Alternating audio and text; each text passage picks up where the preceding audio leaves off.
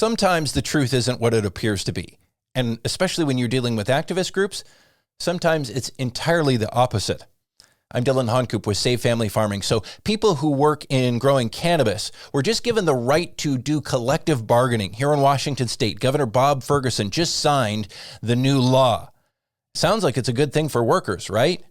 Well, maybe not so much when you look at the group that's behind it, that's been pushing this idea all along here in Washington State.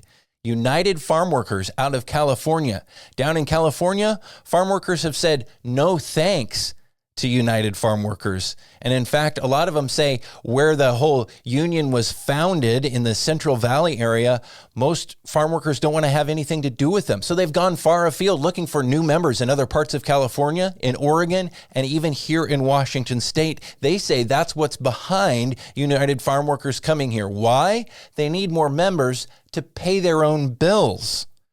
And farm workers in California say when you subtract out the union dues that they were paying, if they were in United Farm Workers, they were actually making less money as a result of being a part of that collective bargaining effort. It wasn't helping them.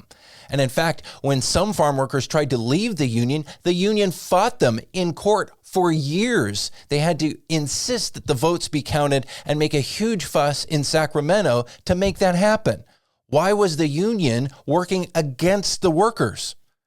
Why did United Farm Workers own workers in the organization, sue them for unfair labor practices, and win just a few years ago?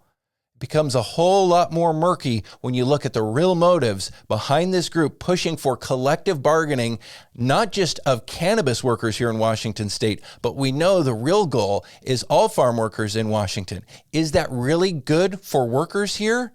I think we need to be asking that question and watching closely. I'm Dylan Honkoop. This has been the Save Family Farming Hot Take of the Week.